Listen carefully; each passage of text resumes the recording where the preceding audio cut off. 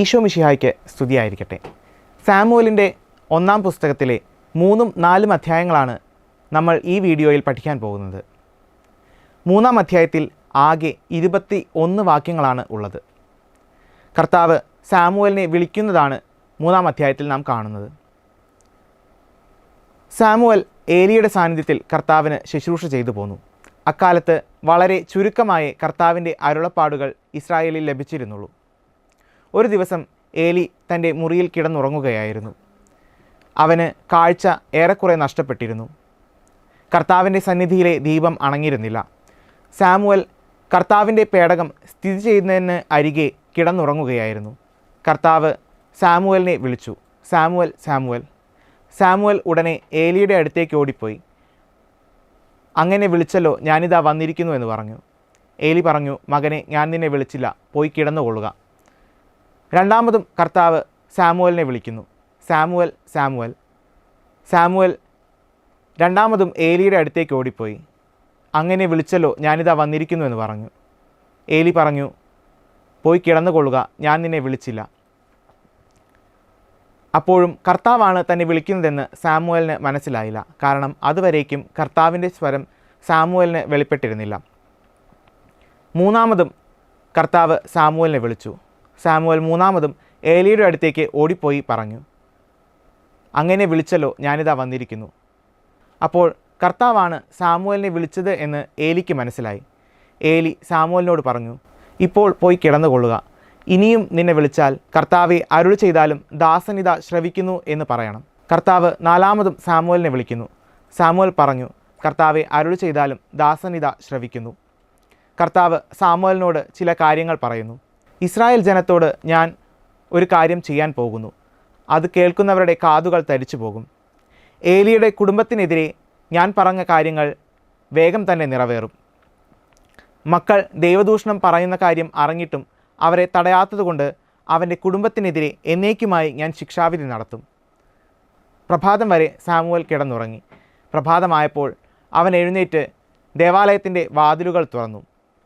കർത്താവ് അരുൾ ചെയ്ത കാര്യങ്ങൾ ഏലിയോട് പറയാൻ അവൻ ഭയപ്പെട്ടിരുന്നു. എന്നാൽ ഏലി സാമുവലിനോട് പറഞ്ഞു, മകനെ, കർത്താവ് നിന്നോട് പറഞ്ഞ കാര്യങ്ങൾ ഒന്നും മറച്ചു വയ്ക്കാതെ എന്നോട് പറയുക. സാമുവൽ ഒന്നും മറച്ചു വയ്ക്കാതെ കർത്താവ് അരുൾ ചെയ്ത എല്ലാ കാര്യങ്ങളും ഏലിയോട് പറഞ്ഞു. അത് കേട്ട് ഏലി പറഞ്ഞു, കർത്താവിന് യുക്തമെന്ന് തോന്നുന്നത് പ്രവർത്തിച്ചു കൊള്ളട്ടെ. സാമുവൽ വളർന്നു വന്നു. കർത്താവ് അവനോട് കൂടെ ഉണ്ടായിരുന്നു. അവൻ പറഞ്ഞതൊന്നും വ്യർത്ഥമായി പോകാൻ അവിടുന്ന് ഇടവരുത്തിയില്ല. സാമുവൽ കർത്താവിൻ്റെ പ്രവാചകനായി തീർന്നിരിക്കുന്നു എന്ന് ദാൻ മുതൽ ബേർഷബ വരെയുള്ള ഇസ്രായേൽ ജനം മുഴുവൻ അറിഞ്ഞു. 4ആം അധ്യായത്തിൽ 22 വാക്യങ്ങളാണുള്ളത്. സാമുവലിൻ്റെ വാക്ക് ഇസ്രായേൽ ജനം മുഴുവൻ ആദരിച്ചു പോന്നു. അക്കാലത്ത് ഫിലിസ്ത്യർ ഇസ്രായേലിനെതിരെ യുദ്ധത്തിന് വന്നു.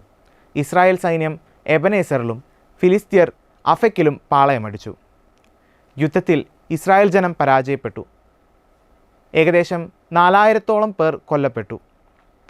അപ്പോൾ ശേഷിച്ചിരുന്നവർ പാളയത്തിലേക്ക് തിരിച്ചെത്തി. ഇസ്രായേൽ ശ്രേഷ്ഠന്മാർ കൂടിച്ചേർന്ന് പറഞ്ഞു, ഫിലിസ്ത്യർ തങ്ങളെ തോൽപ്പിക്കാൻ കർത്താവ് ഇടയാക്കിയത് എന്തുകൊണ്ട്? അവർ ഒരുമിച്ച് കർത്താവിൻ്റെ പേടകം പാളയത്തിലേക്ക് കൊണ്ടുവരണം എന്ന് തീരുമാനിച്ചു. അങ്ങനെ ഷീലോയിലേക്ക് ആളയച്ച് കർത്താവിൻ്റെ പേടകം പാളയത്തിലേക്ക് കൊണ്ടുവന്നു. പേടകത്തോടൊപ്പം പുരോഹിതന്മാരായ ഹോഫ്നിയും ഫിനഹാസും ഉണ്ടായിരുന്നു. പേടകം പാളയത്തിലേക്ക് എത്തിയപ്പോൾ ഇസ്രായേൽ സൈന്യം ആനന്ദത്തിൽ ആർപ്പ് വിളിച്ചു. അതുകേട്ട് ഫിലിസ്ത്യ സൈന്യം അതിൻ്റെ സൂചന എന്ത് എന്ന് അന്വേഷിച്ചു. കർത്താവിൻ്റെ പേടകം പാളയത്തിലെത്തിയിട്ടുണ്ട് എന്ന് അവർ അറിഞ്ഞു. അവർ അതിനെ പ്രതി അത്യധികം ഭയചകിതരായി. കാരണം ഈജിപ്തുകാരോട് കർത്താവ് ബാധകൾ പ്രവർത്തിച്ചതെല്ലാം അവർക്കറിയാമായിരുന്നു. അവർ പരസ്പരം പറഞ്ഞു, ഫിലിസ്ത്യരെ, നിങ്ങൾ ധീരതയോടും പൗരുഷത്തോടും കൂടെ പൊരുതുവിൻ, ഇല്ലെങ്കിൽ നാം അവർക്ക് അടിമകളായിത്തീരും. പിന്നീടുള്ള യുദ്ധത്തിൽ രണ്ടാമതും ഇസ്രായേൽ പരാജയപ്പെട്ടു. ഏകദേശം 30,000-ഓളം പടയാളികൾ കൊല്ലപ്പെട്ടു. കർത്താവിൻ്റെ പേടകം ശത്രുക്കൾ കൈവശമാക്കുകയും ചെയ്തു. ഏലിയുടെ പുത്രന്മാരായ ഹോഫ്നിയും ഫിനഹാസും കൊല്ലപ്പെട്ടു. അന്നു തന്നെ ബെഞ്ചമിൻ ഗോത്രജനായ ഒരുവൻ യുദ്ധമുഖത്തു നിന്നോടി ഷീലോയിലേക്ക് വന്നു. അവൻ തൻ്റെ വസ്ത്രങ്ങൾ വലിച്ചു കീറുകയും തലയിൽ പൂഴി വിതറുകയും ചെയ്തിരുന്നു. ദൂതൻ പട്ടണത്തിലെത്തിയപ്പോൾ പട്ടണവാസികളോട് നടന്ന സംഭവങ്ങളെല്ലാം വിവരിച്ചു പറഞ്ഞു. അത് കേട്ട് പട്ടണവാസികളെല്ലാം മുറവിളി കൂട്ടി. ഏലിയാകട്ടെ വഴിയിലേക്ക് ഉറ്റുനോക്കിക്കൊണ്ട് കർത്താവിൻ്റെ പേടകത്തെക്കുറിച്ച് അസ്വസ്ഥനായിരിക്കുകയായിരുന്നു. അപ്പോൾ ജനങ്ങളുടെ മുറവിളി കേട്ടപ്പോൾ അതെന്തുകൊണ്ടാണ് എന്ന് ഏലി അന്വേഷിച്ചു. ദൂതൻ വന്ന് ഏലിയോട് പറഞ്ഞു, യുദ്ധത്തിൽ ഇസ്രായേൽ പരാജയപ്പെട്ടു. ഹോഫ്നിയും ഫിനഹാസും വധിക്കപ്പെട്ടു. കർത്താവിൻ്റെ പേടകം നഷ്ടപ്പെട്ടു. കർത്താവിൻ്റെ പേടകം എന്ന് കേട്ടതും ഏലി പുറകോട്ട് മറിഞ്ഞു വീണു. ഏലിക്ക് ഏകദേശം 98 വയസ്സ് പ്രായമുണ്ടായിരുന്നു. പുറകോട്ട് മറിഞ്ഞു വീണ ഏലി കഴുത്തൊടിഞ്ഞ് മരണപ്പെട്ടു. ഏലിയുടെ മരുമകളായ ഫിനഹാസിൻ്റെ ഭാര്യയ്ക്ക് പ്രസവ സമയം അടുത്തിരുന്നു. തൻ്റെ അമ്മായിയപ്പനും ഭർത്താവും കൊല്ലപ്പെട്ട വിവരം അറിഞ്ഞപ്പോൾ അവൾ പ്രസവവേദന വർദ്ധിച്ച് ഒരു ആൺകുഞ്ഞിനെ പ്രസവിച്ചു. മഹത്വം ഇസ്രായേലിൽ നിന്നും വിട്ടുപോയി എന്ന് പറഞ്ഞ് അവൾ കുഞ്ഞിന് ഇക്കാബോദ് എന്ന് പേരിട്ടു. ഇക്കാബോദ് എന്ന വാക്കിൻ്റെ അർത്ഥം മഹത്വമില്ല എന്നാണ്. 3-ാം അധ്യായം. ചോദ്യം 1. ബാലനായ സാമുവൽ ആരുടെ സാന്നിധ്യത്തിലാണ് കർത്താവിന് ശുശ്രൂഷ ചെയ്തു പോന്നത്? ഉത്തരം ഏലിയുടെ. ചോദ്യം 2. ഏലിയുടെ സാന്നിധ്യത്തിൽ ബാലനായ സാമുവൽ ആർക്കാണ് ശുശ്രൂഷ ചെയ്തു പോന്നത്? ഉത്തരം കർത്താവിന്. ചോദ്യം 3.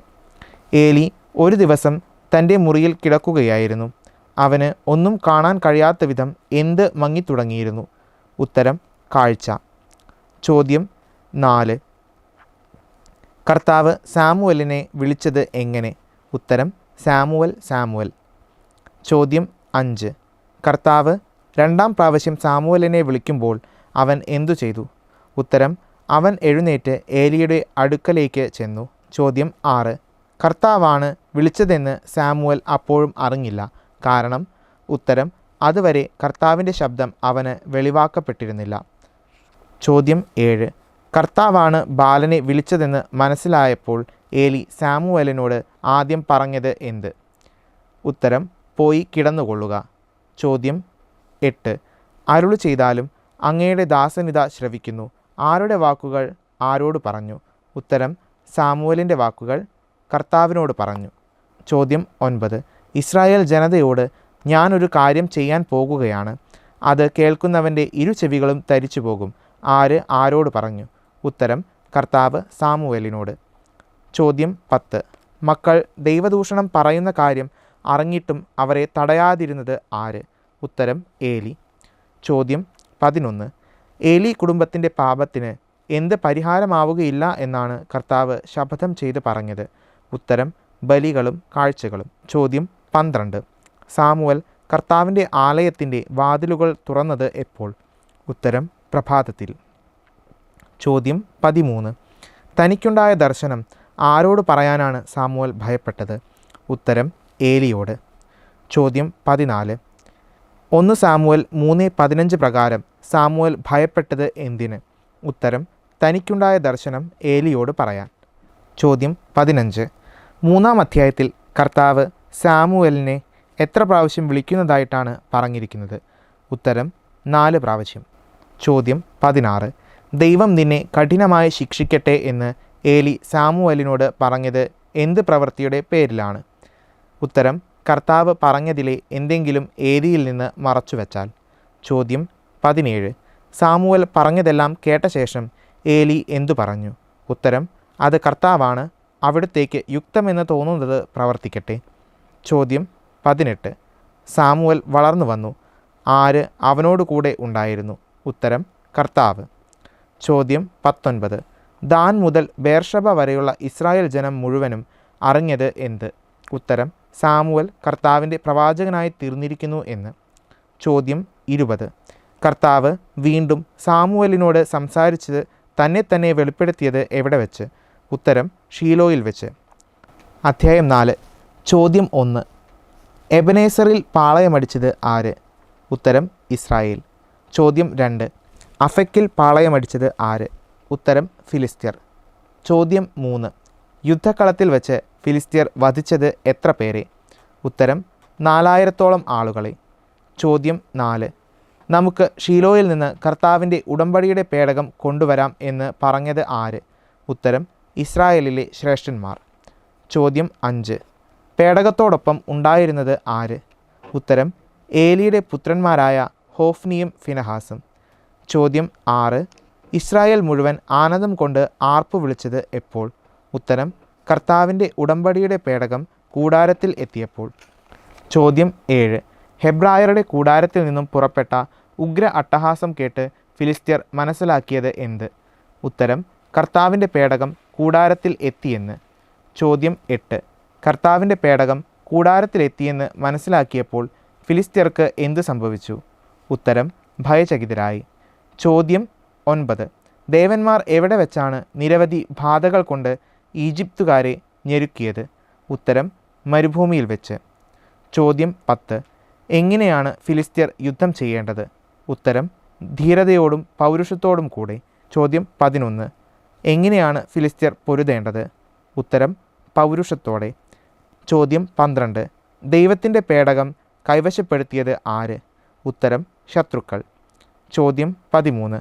ഇസ്രായേൽക്കാർ പരാജയപ്പെട്ടപ്പോൾ എന്താണ് ചെയ്തത്? ഉത്തരം കൂടാരത്തിലേക്ക് പലായനം ചെയ്തു.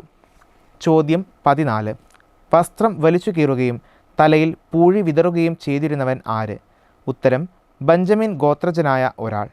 ചോദ്യം 15. ദൈവത്തിൻ്റെ പേടകത്തെക്കുറിച്ച് ആകുലചിത്തനായിരുന്നത് ആര്? ഉത്തരം ഏലി. ചോദ്യം 16. പട്ടണവാസികൾ മുറവിളി കൂട്ടിയത് എപ്പോൾ?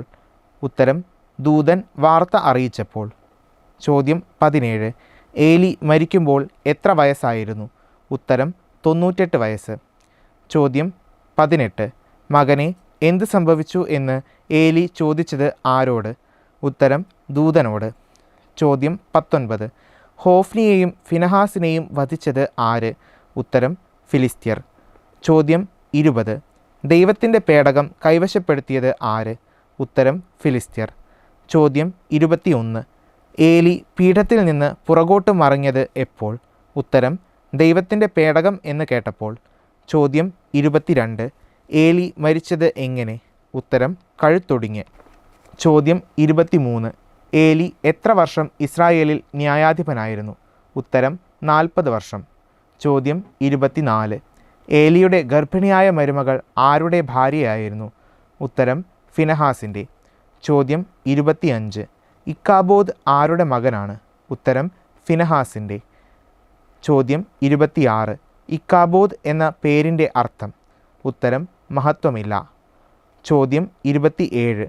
എന്തുകൊണ്ടാണ് ഫിനഹാസിൻ്റെ ഭാര്യ മഹത്വം ഇസ്രായേലിൽ നിന്ന് വിട്ടുപോയിരിക്കുന്നു എന്ന് പറഞ്ഞത്? ഉത്തരം ദൈവത്തിൻ്റെ പേടകം പിടിക്കപ്പെട്ടതിനാൽ.